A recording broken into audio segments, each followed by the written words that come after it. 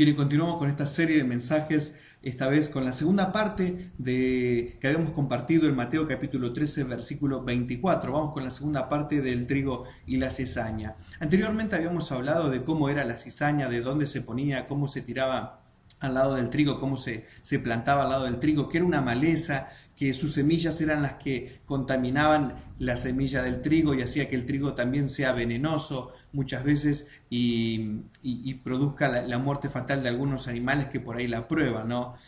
A veces es poco, pero produce eso, produce la muerte de otro ser en este caso, ¿no? Cuando hablamos de la contaminación de la cizaña con el trigo. Esta es una parábola en la cual Jesús nos está hablando del trigo y la cizaña. Ahora, cuando vemos que dice, lo interesante de esto, ¿no? Dice, pero en el versículo 25 del capítulo 13 dice, pero mientras dormían los hombres, vino su enemigo y sembró cizaña en el trigo y se fue. Yo siempre digo que esto es como las malas recomendaciones. ¿Viste cuando te recomiendan a alguien y vos decís, che, pero será bueno? Sí, yo te recomiendo a esta persona que es buenísima. Te la recomiendan y termina saliéndote re mal esa persona. Bueno, esto es así. Viene una persona, un enemigo, te pone ahí una semilla y lo que siembra es cizaña. Y dice, cuando salió la hierba y dio fruto, entonces apareció también la cizaña.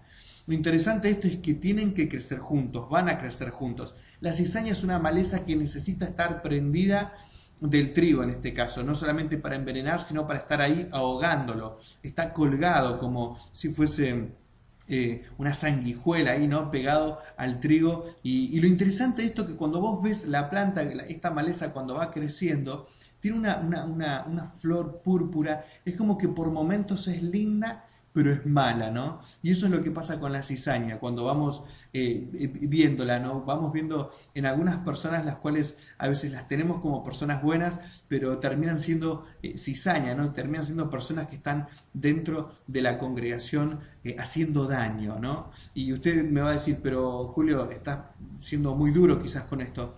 Pero estamos viviendo en el siglo XXI, estamos viviendo en el tiempo de hoy. No podemos andar con más vueltas. Acá esto es cierto, hay personas que hacen bien y hay personas que hacen mal. Los propósitos no sabemos, es como si fuese su naturaleza prácticamente, diría yo, ¿no?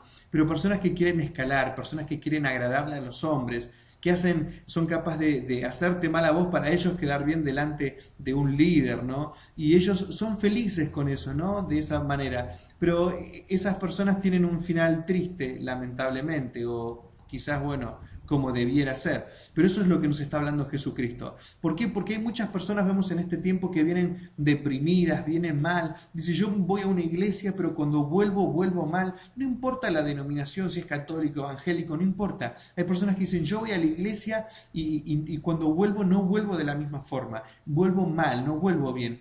Y van a la iglesia y se ponen a hablar mal de uno, de otro, o escuchan que le dijeron esto, pero fíjate quién entró, mirá quién va, quién viene. Yo recuerdo que hace un tiempo teníamos la escuela de música funcionando en otro edificio.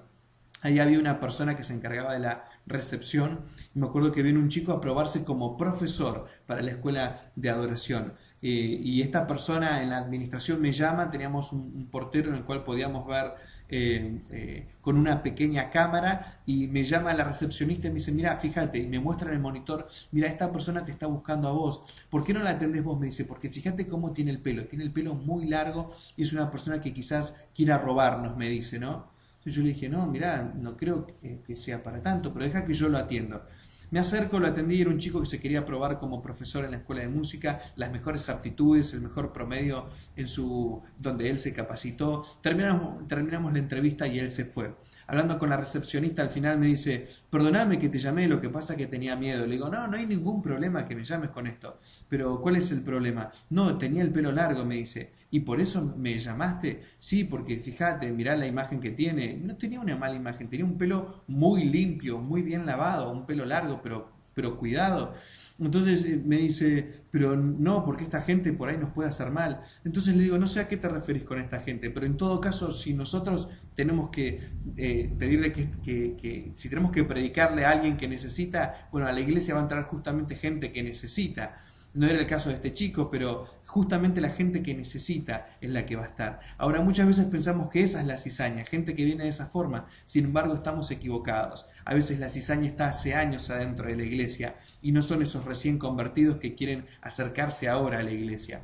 Por eso es importante que tengamos los ojos bien abiertos, como dice la Biblia en Filipenses, que el Señor abra los ojos de nuestro entendimiento para entender la palabra y para poder discernir. Como decíamos en el estudio anterior, probemos los espíritus.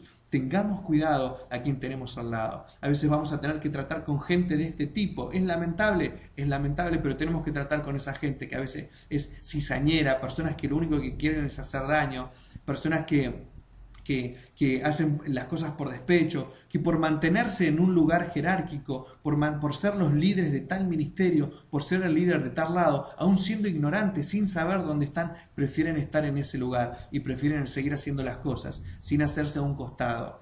Pero bueno, esas cosas van a pasar. Yo lo que te animo es a que vos no escuches eso, sino que sigas poniendo tu mira en Jesucristo. Él es el único que te va a salvar y que te va a dar vida. Ahora, este es el final para esa gente. Dice el versículo 30 y el último, dice: dejad crecer juntamente lo uno y lo otro hasta la siega. Y el tiempo de la siega, yo diré a los segadores: recoged primero la cizaña, atadla en manojos para quemarla. Esto es lo que va a pasar con esa gente. En este momento tenemos que dejarla que crezca. Y usted me va a decir, pero ¿hasta cuándo va a haber gente tan mala dentro de las congregaciones? ¿Sabe hasta cuándo? Hasta que venga el tiempo de la siega. ¿Quién determina ese tiempo? Jesucristo. Él va a ser el que va a determinar ese tiempo. Pero mire qué interesante lo que dice: pero recoged el trigo en mi granero.